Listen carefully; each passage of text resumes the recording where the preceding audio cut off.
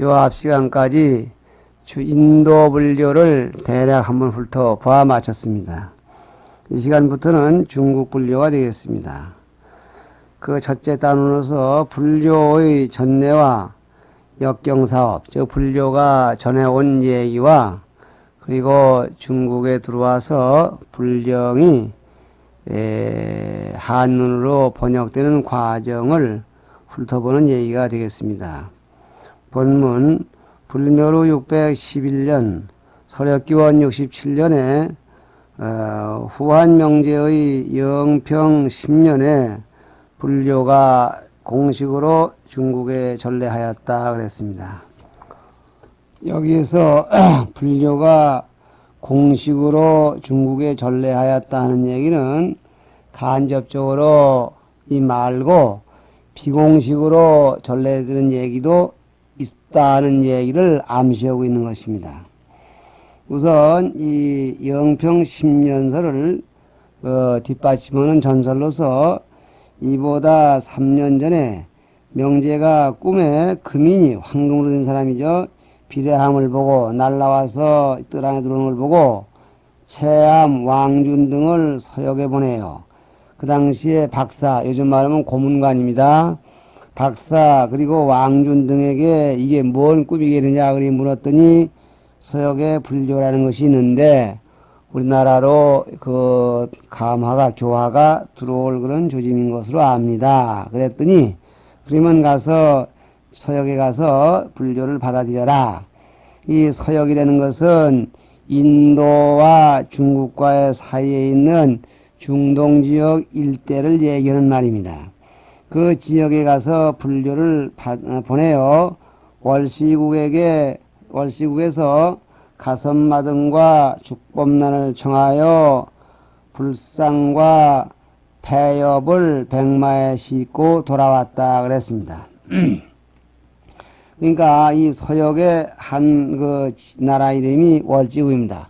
서역의 여러 나라를 생각해 보면은 코차, 우진이라는 나라도 있고 월시구이라는 나라도 있고 대화이라는 나라도 있고 이런 여러 가지 이름들이 나오는 걸 보게 되는데 그때 월시가 가장 불교가 성했던 모양입니다. 그자도 일설에는 이 박사, 체암 등 18명을 보내서 불교를 구하러 가는데 곤륜산 뽕오리 산마루턱 즉 히말라야산 꼭대기에서 바로 중국 경계를 벗어나 서역으로 들어가려고 하는 그런 기록에서 쉬는데 저쪽에서 오는 이상한 일행을 만납니다. 근데 그 일행 가운데 우두머리가 가섭마등과 축법난 두 스님이고 그 일행들이 그 백마에다가 불상과 불경을 싣고 옵니다. 그래서 잘 됐다고 이분들을 미시고 그래서 이 낙양으로 돌아왔다 그랬습니다. 여기서 말하는 폐엽은 불경을 말합니다. 조개 폐자 이파리 엽자지만은 이것은 원어의 폐다라라는 나무의 이파리라고 해서 폐엽 그랬습니다. 그러니까 그때 그 폐엽과 백마 그러니까 불경과 스님과 이 세 가지가 동시에 즉 삼보가 싣고 돌아왔다. 즉 중국 서울인 낙양으로 돌아왔다 그런 얘기입니다. 죄는 후한명제죠. 홍로시로 영접하였고 홍로시 기러기 홍자 네노자 그래서 이건 절사자가 있는데 절사자를 관청의 이름으로 쓰일 때는 시 그린다고 그랬습니다. 이 홍로시란 말을 관청은 주로 외국 손님들이 오면은 모시는 이른바 영빈관 역할을 하는 관청입니다. 근데 외국서 온 이런 스님들이기에 홍로시로 메십니다. 영접하였고 후에 낙양성회에 백마사를 짓고 42장경, 불본생경 등을 번역하였다 그랬습니다. 이 불경을 백마에 싣고 왔는데 그 백마가 너무너무 힘이 들어서 중국 땅에 들어서면서 그만 죽어버립니다. 그래서 그 백마의 신세를 추모하는 뜻에서 홍로시는 관청으로 도로 쓰고 성문 밖에다가 절을 하나 짓고 그 절 이름을 백마사을입니다. 글자는 똑같은 절사자인데 관청 그릴 때는 시 그리고 절 그릴 때는 사 그리는 것이 항례입니다. 그리고 그때 가져온 불경이 42장경 그리고 불본생경 이런 경이었다는 것을 알 수가 있습니다. 이와 같이 서역말로 되어 있는 범어가 아니라 서역말로 되어 있는 불경이 우리나라 말로 처음으로 번역이 되는 것입니다. 다시 말해서 이 지금 범어는 부처님 당시에 쓰던 인도 고대 말은 산스크리트가 아니면은 팔리어입니다. 산스크리트는 일반 서민들이 쓰던 말이고 팔리어는 귀족이 쓰던 말입니다. 이런 불교가 인도를 벗어나서 파키스탄 카시미르를 거쳐서 지금 이 중동으로 와서 월지국에 와서 자리를 잡으면서 그 서역 일대 말인 도가라라는 도가라어라는 어로 일단 번역이 됩니다. 그 번역이 된 것이 다시 중국말로 번역이 됩니다. 우리가 얼른 볼 때에는 서역을 통해서 불교를 받아들였다고 한다면은 불교의 원형인 것으로 이렇게 생각이 되겠지만은 실은 그게 아니고 서역말로 일단 번역이 되어서 서역 것이 된 것을 다시 중국어로 한문을 번역하다 보니까 그것이 불교의 본질에서 조금 이탈된 그런 부분들이 많이 있습니다. 그런가 하면은 좀 보완된 부분도 많이 있게 되는데, 예를 들자면 12인연설의 이름 같은 것은 구체적으로 이름 드러난 것은 서역에서 다듬어진 불교지 원래 불교가 아니었다고 하는 것이 일반적인 정설인 것입니다. 이와 같이 해서 일단 서역 불교를 받아들였다 이런 얘기입니다. 다음 이어서 이보다 70년쯤 전인 전한의 애제시에 박사 경로가 경로죠. 경려, 집려자 경려라는 사람이 월지국 왕사 이존 있을 존자입니다. 이존에게 부도경을 구수하였다고 한다 그랬습니다. 요거는 여우에서 공식적으로 전례했다, 비공식인 전례가 있음을 인정한다는 얘기를 했는데 그 복선을 다시 해명하는 얘기라고 하겠습니다. 후한명제 영평 10년을 서기 67년이라고 한다면은 여기에서 약 70년 전쯤면은 상당히 지금 거슬려 올라가는데 70년 전쯤이 되는 건 아니고 정확하게 말하면은 69년쯤이 되겠습니다. 이 얘기를 근거로 해서 몇 가지 보충하자면은 중국에 불교가 들어왔다는 그런 그 얘기를 모두 도합 8가지 내지 드러난 것이 한 8가지 된다고 이렇게 보겠습니다. 여기서 참고로 말씀드리자면은 맨 첫 번째는 서주 모광 때에 불교가 들어왔다는 얘기입니다. 서주 모광이면은 부처님 당시가 됩니다. 모광 때에 문수와 목걸련 두 제자가 서역으로부터 넘어와서 왕을 교화했는데 왕은 그들을 위해서 절을 짓고 불상을 조성했다. 이러한 그 전설이 내려오고 있는 것입니다. 이렇게 본다면 부처님 당시에 불교가 이미 들어왔습니다. 두 번째, 공자가 이미 불교를 알고 있었다는 얘기입니다.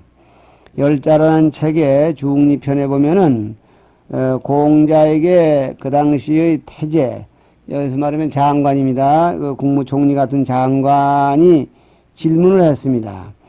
그 태제비가 그 공자에게 그 열자가 본 얘기를, 공자와 태제비가 하는 얘기를 열자가 기록해 놓은 것인데, 사망오제는 성인입니까? 그리 물으니까 공자의 대답이 사망오제는 성인이 아니다. 단 있다면 서방에 성자가 있는데 다스리지 아니해도 저절로 다스려지고 어지러지지 아니하며 말하지 아니해도 저절로 믿고 교화하지 아니해도 저절로 덕화가 시행된다.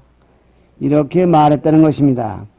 이렇게 본다면은 여기서 말하는 서방의 성자는 부처님을 가리키는 것인데, 이렇다고 한다면 공자님도 벌써 부처님이 어떠한 분이며 어떠한 가르침을 설하고 계셨던가, 즉 무의화죠. 이 법을 가르치고 있다는 사실을 알고 계셨다는 것으로서 공자와 부처님의 연대는 큰 차이가 나지 않고 있는 것입니다. 세 번째로는 아유광이 탑을 세웠다는 얘기입니다. 부처님께서 인멸하신 뒤 약 200년경에 아유광, 즉 아쇼카왕이 나와서 불교를 크게 흥룡시키고 그 일환으로서 하루에 8만 4천 개의 탑을 세워나갔다는 얘기, 그리고 전국에 석주를 세워서 선정을 홍보했다는 얘기는 이미 말씀드렸습니다. 그때 그 아유광이 전국은 고사하고 중국 땅의 거리도 탑을 와서 세우는데 무려 19개나 된다고 합니다. 그래서 이렇게 본다면은 이 아유광 때에 절을 세운 것은 중국의 연대가 몇 년이냐? 동주 26년이 된다고 해서 어쨌든지 부처님 돌아가신 약 200년경에 벌써 아유광의 힘으로 불교가 중국에 들어왔다는 얘기입니다. 예, 그런가 하면은 리방이 전래설이라고 해서 이건 진시황 때 얘기가 되겠습니다. BC 243년으로 보는데 진시황 4년에 서역에서 사문 신리방 등 18사람이 불경을 가지고 왔습니다. 그런데 황제는 그 괴상한 놈들이라고 용납하지 아니하고 몽땅 옥에다 가둬버립니다. 그런데 그날 밤 장육의 금인 키가 16자 되는 황금 사람이 와서 옥을 때려 부시고 그들을 모두 구해냅니다. 그리고 그들이 그 옥에서 나오는 초췌한 모습을 보고 깜짝 놀라면서 그 땅에 엎드려 그들 앞에 절을 했다. 이런 얘기가 전하고 있답니다. 이것이 이제 진시황 때 벌써 기원전 243년이면은 여기서 기원 후 67년 이렇게 친다면은 벌써 상당히 오래된 얘기가 되겠습니다. 그런가 하면은 다섯 번째로 전한 무제 때에 벌써 이 불교가 들어왔다는 얘기가 있습니다. 이것은 전한 무제 원수 2년 그래서 이것은 BC 121년이 되겠습니다. 곽거병이라는 곽씨라고 우리나라에도 이제 그 곽씨가 많이 있는데 그 곽씨가 아니고 비우자 밑에 참새자 컨자도 곽씨입니다. 갈거병병 곽거병이라는 사람을 보내서 흉노를 정복하게 됐습니다. 그 정복하러 간 그 곽거병이 흉노 지방을 정보를 해 나가다 보니까 휴도왕이라는 왕이 어디든가 되고 제사를 지냈는데 황금 사람을 놓고 제사를 지내. 그래서 하도 그 잘생기고 신기하고 존엄스러워서 그 황금 사람을 얻어가지고 중국으로 돌아옵니다. 다시 말하면은 전리품으로 모시고 오는 거겠죠. 이럴 때 황제는 너무 좋아서 감천궁, 달감, 샘천, 지궁, 감천궁이라는 궁에다가 이 금인을 메셔놓고 조석으로 예배 고양했다고 했습니다. 이럴 때 이 황금 사람은 두말할 것 없이 불경입니다. 불상을 가져와 그렇게 조석으로 예배 고양했다면 그것이 뭐라며 어떤 분이 되는 것이 따라왔을 것이고, 그렇다고 한다면 그것이 불교가 온 자취가 아니겠느냐, 이렇게 보는 것입니다. 여섯 번째로는 유향이라는 사람이 묘금도 유자, 향을 향자, 유향이라는 사람이 불경을 보았다는 얘기입니다. 요의 말은 전한 무제보다 약 30년 후에 성제 때 유향, 그 묘금도 향어량 유향이 된 사람이 궁전 안에 있는 나라 대궐 안에 있는 서적을 총 정리하는 역할을 맡아서 일을 봤는데, 그때 철록각이라는 그 각, 다시 말하면은 요즘 말로면 도서각입니다. 하늘천농 푸를록. 그래서 그 건물 이름이 바로 건물 이름 그 자체가 바로 이 철록각입니다. 거기서 궁중 안에 있는 구서적들을 정리해 나가는 과정에서 불경을 보았다 그랬습니다. 그리고 그가 그 뒤에 열선전, 벌열, 신선선 여러 선인들의 전기를 기록했는데, 그 기록하는 과정에서 불교 경전에 관한 얘기가 언급이 되어 있답니다. 그렇다고 한다면은 유향 당시에 불교 서적이 이미 와 있고, 유향 자신이 열선전을 쓰는데 불교 교서를 인용해 가면서 저서를 했다. 이 불교가 들어와 있었다는 얘기 아니냐. 이 얘기 때가 언제냐. BC 121년인데 여기서 30년쯤 후이면은 BC 약 한 90년경이 되겠습니다. 일곱 번째로 이종이 된 사람이 불교를 들었다는 얘기입니다. 이것이 바로 이 교재에서 얘기하고 있는 얘기입니다. 후한 애제 원수 원년 기원전 정확하게 2년이 되겠습니다. 경녀, 여기서는 경로 그랬는데 같은 경녀죠.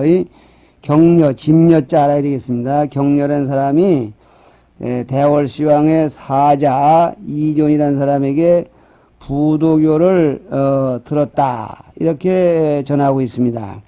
그러면은 이 명제 영평 10년이 서력기원 67년이라고 했습니다. 67년에 기원전 2년이니까 69년이 되겠으니까 교재에서 70년쯤 그랬는데 정확히 말하면 69년이라에 맞겠죠. 이때 벌써 이 대월지국에서 사자가 오면서 불교 얘기를 들었다, 그런 얘기입니다.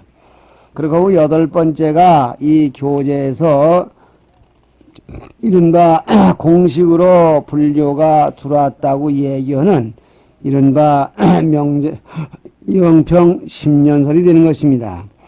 이렇게 해서 우리는 이 영평 10년설을 중국 불교가 처음 들어온 연대로 대체로 이렇게 통용하고 있어서 이것이 바로 AD 67년이 되겠습니다. 그러나 여기에도 이 밖에도 딴 얘기가 있는데 다 열거할 수 없고, 또 설사 영평 10년설을 그대로 이렇게 참 정설로 한다는데도 사실은 문제가 없지 않습니다. 그 이유로서는 이 이존에게 불경을 들었다는 얘기를 하는 배경에도 대월지국에서 사자가 왔을 때에 불경을 들었다 그랬습니다. 인간이 오고 가는 데에는 많은 문물이 왔다 갔다 합니다. 물건도 왔다 갔다 하고 문화도 왔다 갔다 하는데, 이 당시만 하면, 이 당시로 말한다면은 모든 문물이 활발하게 왔다 갔다 했기 때문에 그쪽에서 스님네들이 왔을 법한 일이고, 또 많은 물건이 올 때 이상하니까 불상도 가져왔을 법하고 염주 목탁 등도 왔을 것 아니냐. 그렇다고 한다면은 불교가 그때 처음 들어왔다고 한다는 얘기가 어쩐지 말하면 근거가 확실치 않다는 그런 이유로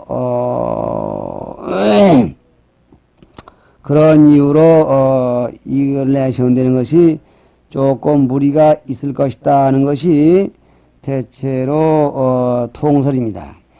어쨌든지 이러한 이 똑 떨어지게 기록이 되어 있는 이것을 불교 전례로 하고, 그때 와서 불경을 번역하는 일까지를 했다는 얘기는 중국 불교에 있어서 큰 의미를 갖는 것입니다. 왜 그러냐?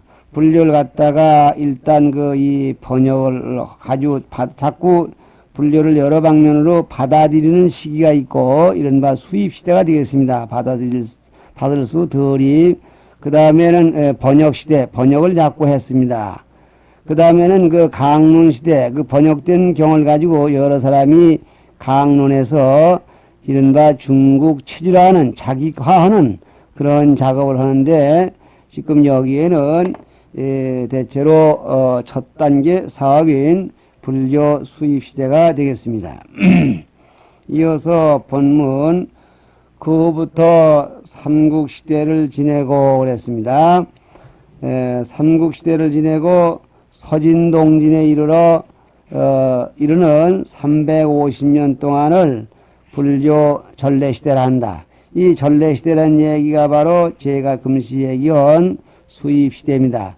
그 사이에 여러 가지, 여러 코스로 여러 사람에 의해서 불교가 많이 전해 들어오고, 그 전해져 들어온 불교는 대체로 이 한문으로 번역이 되었던 것입니다. 이어서 보면 이 시대에 역경한 대표자로는 안세고, 지루가참, 지겸, 축법호, 승가제바 등이며 그랬습니다. 안세고, 그때는 그쪽에서 서역성들이 와가지고 번역을 하는데, 안식국에서 편안한 자, 쉴식자, 안식국 집안에서 온 사람이기 때문에 중국 이름으로 세고라고 하고, 거기다 성을 편안한 자 놔줍니다. 월지국에서 온 사람들은 대체로 누가참인데 거기다 지자를 놔서 지루가참 그랬고, 지겸이 된 사람은 중국 사람입니다. 근데 그리고 축법호, 이건 천축국에서 왔다 해서 축법호, 승가제바 등 이런 분들이 주로 경을 많이 번역을 하는데 이것을 이른바 초창기의 번역가들입니다. 이 초창기의 번역가들이 갖는 그런 이 특징은 문장이 매우 딱딱하고, 그리고 참 이 원전에 충실하는 그런 특징을 가지고 있다고 하겠습니다. 여기서 안세고, 지루가참, 지겸, 축법호, 승가, 제바 이런 분들을 지금 소개하고 있습니다만은 대체로 이분들은 다 이 한 시대를 대표할 만한 그런 분들로서 어려운 참 역경을 거쳐 가지고 이 역경을 필생의 사업으로 했던 그런 분들이라고 하겠습니다. 첫째, 이 안세고라는 사람은 분은 어떤 분이냐면은 후한 때의 양반입니다. 그래서 이분은 안세고는 후한말 환제 때 온 사람인데 지루가창과 함께 중국에 오게 됩니다. 안세고라는 사람은 아까 말씀한 바와 같이 안식국 태자인데 출가해서 불경을 많이 공부하고 특히 선도리에 통달했다가 서역기원 147년경에 낙양에 들어옵니다. 그래서 약 20여 년 동안 경전 번역에 종사하는데 이분이 번역한 가운데 이른바 전법륜경은 부처님이 출세하셔서 교화하신 그 행적을 주로 다루고 있습니다. 뿐만 아니라 다른 분들도 처음에 초창기에 가져와 번역한 것은 대체로 42장경과 같이 그렇게 편편으로 되어 있어서 대체로 초창기의 포교용 서적들이 많이 있었다. 사성제경, 전법륜경, 팔정도경 등 이렇게 불교를 소개하는 그러한 정도의 서적이었는데 안세고의 번역 가운데 문장이 어렵고 한 것이 특징입니다. 그것도 그럴 수밖에 없는 것이 역경사상 문헌으로 최초에 남는 분인데 처음으로 들어와서 언어에 숙달지 못한 이국의 태자로서 이 남의 땅에 와서 한문을 다시 배워가지고 한문으로 불경을 번역한다는 것이 얼마나 어렵겠는가 이걸 생각한다면은 이해할 수도 있는 일이겠습니다. 지루가참 역시 아까 말했지만은 월지국 사람입니다. 안세고와 비슷한 시대에 중국에 건너와서 약 12년 동안을 번역을 하다가 중국에서 돌아갔다고 했습니다. 이따튼 이분들이 번역을 하는데 주로 안세고가 이 소승경 계통이라고 한다면은 이 지루가참은 대체로 이 대승경 계통으로 도행반야라든가 반주산매경이라든가 그 다음에 무량청정 평등각경 등 이런 대승경전을 번역했다는 것이 이분의 특징입니다.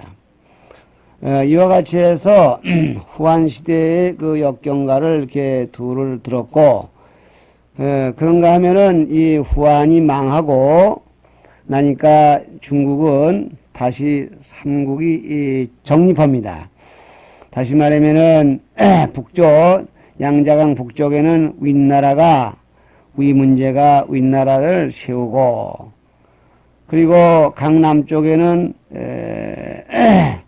손공이라는 사람이 온나라를 세우고 또 그리고 이 유비라는 사람이 또 송도에다가 강남 쪽 집권을 하는 중경지방이 되겠습니다. 여기다 세워서 이른바 오와 한과 오와 위와 이렇게 세 나라가 중국 천지를 삼분파해서 활발하게 참 움직인다 할까요? 그러는데 특히 북방의 그 윗나라에서도 불교가 상당히 이 발전해서 여기에 나온 분뿐 아니라 담가가라든가 강승계, 담제 그리고 중국 사람으로서 백연, 안법현 등 이런 사람들이 역경사업에 종사해서 율장, 마성지율이라든가 또는 무량수경이라든가 또는 이제 단무도 갈마법이라든가 이러한 그 폭넓은 경전을 번역해내고 특히 윗나라 불교에서는 계율의식, 계율사상이 많이 고조되었다는 것이 특색이 되겠습니다. 그런가 하면은 이 윗나라에서는 주사행이라는 사람이 거사로서 불경을 강하고 불경을 또 이제 이렇게 또 번역을 본본과 대조해서 번역하는 사업에 참여하는 그러한 일이 있었습니다. 주사행, 불굴주, 선비사 행활행입니다. 여기에 소개된 지겸이라는 분은 남쪽 온나라 지역에 있었던 분입니다. 이분 역시 지자가 앞에 붙었습니다. 월지국 양반인데 그런데 그 조상 때 할아버지 때 중국으로 귀한 사람이며 지루가참의 손주 제자가 됩니다. 그래서 이분이 이 중국으로 들어온 것은 대체로 220년경, 22년경인데 중국에 와서 있는 동안에 많은 불경을 번역을 해냅니다. 이분이 중국에 오래 있었는 분으로 유명한데 약 30여 년 동안을 있으면서 주로 경전 번역 그리고 주해를 대아미타경, 유마경 그리고 대반이원경 등 우리 귀에 많이 익은 그런 경을 번역했는가 하면은 불교 철학서적인 요본 생사경 같은 것을 번역해낸 것이 특색입니다.